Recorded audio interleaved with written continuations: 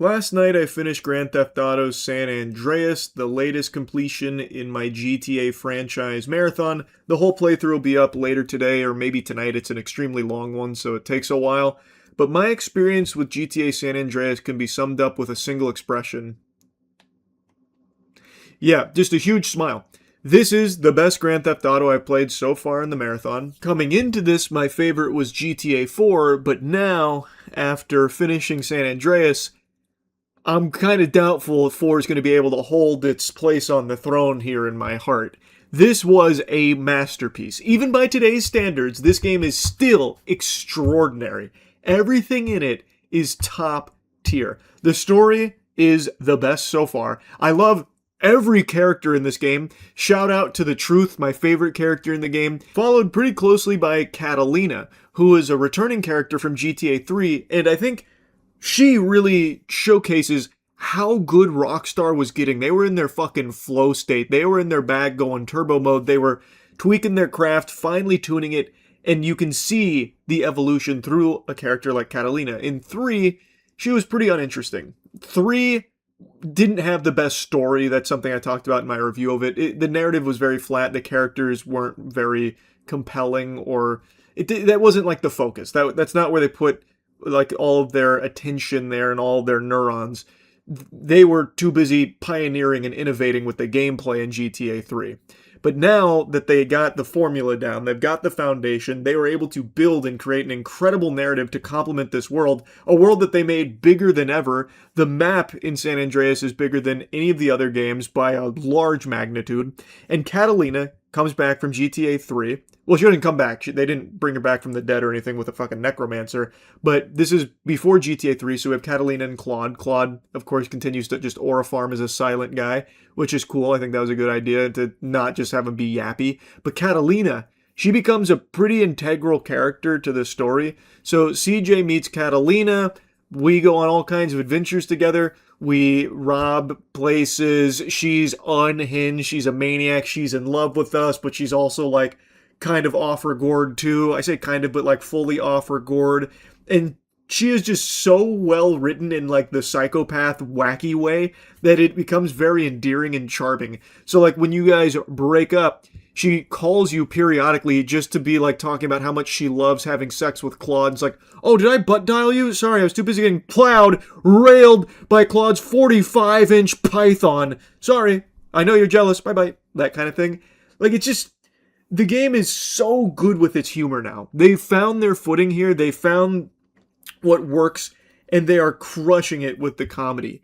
And every character in here is just so entertaining to watch. It doesn't take itself too seriously, but even still, it does deliver like a strong narrative that you can get invested in with these characters that you do actually care about. CJ, I think, is an extraordinary protagonist. CJ is incredible. He gets like a really good voice performance, by the way, but he also gets so much to do and so many different things and emotions to showcase. He goes through so much shit, and it is just a non-stop thrilling adventure. So really, I actually think maybe the best part of San Andreas is its story. The main missions were incredible. So GTA 3, for example, one of my big complaints was every mission was, well, like, drive over here, pick up this, piece of pizza, bring it back, pick up this person, bring it back, just all driving. Vice City then came along and started to flesh out a little bit more variety there. So now you get to do like, a bank robbery. You get to go over here, kill some guys. You get to do like a bunch of different things, like a few different parts. And it's a lot of like gunplay and a lot of combat and a lot of like different things to do besides just drive. Well, San Andreas comes in here and blows the titties wide open here, just right off of the chest. Because now there's a lot of driving, there's a lot of flying, there's a lot of boat combat, there's a lot of like even wacky Mario Kart-esque chase scenes going around. So many different vehicles, so many different planes, so many different guns, so many different missions where you're killing people, not killing people, protecting people, blowing shit up, destroying a crack factory. the amount of variety in the missions is jaw-dropping. And some of them are incredibly cinematic, too. My favorite probably being reuniting the families. That kind of came out of nowhere for me. I wasn't expecting that level of fucking cinema. So in that mission, you have, like, the cops that are chasing you, and there's some scripted moments where, like, one of the cops is jumping from a motorcycle on top of your car, like, dangling from your car and shit like that. Then you're getting, you know, in this game of chicken with a helicopter. Eventually you crash through a billboard. It is so good. Again, even by today's standards. And the fact that they were able to do all of this back then on the PS2, it's unthinkable. I don't know how they were able to do this. It's a huge map.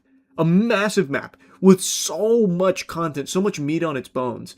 And there's so much, like, high production value cinema in its missions. It's just, this is the complete package. And when this came out when I was a kid, I know I never beat it now. Like, no, there's no doubt in my mind I never beat this, because I would 1000% have remembered a lot of these later missions and the crazy shit that was unfolding there. So I maybe didn't even get halfway through the game, is what I'm thinking. And now that I've gone through and played it from start to finish, this is a really hard GTA to beat, man. It is so good. And there's still so much content that I didn't even do in it. But, like, even having the stats like going to the gym and working out, getting muscle, losing fat through, like, doing cardio or, like, swimming, learning new hand-to-hand combat through, like, the gym senseis, eating to manage your hunger and shit. There are so many mechanics here. Like, it is so deep. It is so rich with content. I cannot glaze this game enough. I am full gushing grannies on San Andreas now. The only, like, 2 complaints I have about the game. 1, Zero's missions. Zero's a fun character, but his missions really do blow ass. Everyone was talking about how hard they were. I played the definitive edition. In there, I don't think they were that hard, like, challenging. They were just extremely tedious and boring. They are the only missions in the game that I found myself really bored by, like a slog. They genuinely do suck major ass. And the other complaint I have is the final mission requirement. Like, I'm fine with necessitating players to engage more with mechanics before completing the game to access it for the final mission. But the ask is to basically conquer 20 territories in the gang war minigame. And the gang war minigame is fun, but it's the same thing every time.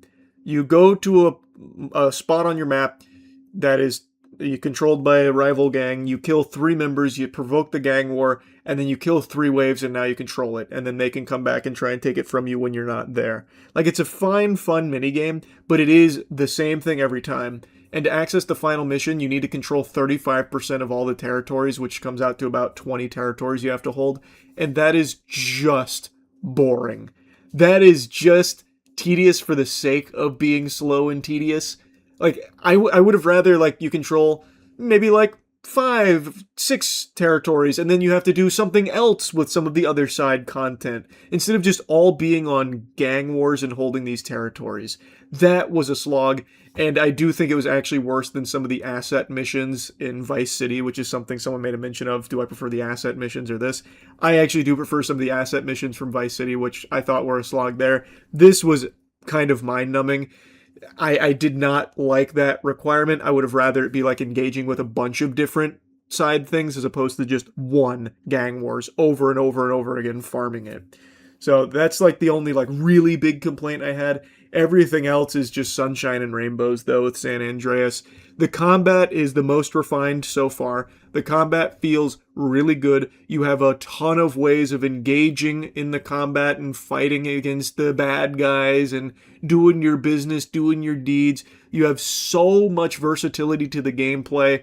Like, it's hard to even like describe everything this game offers because there's so fucking much, and all of it is really, really, really good.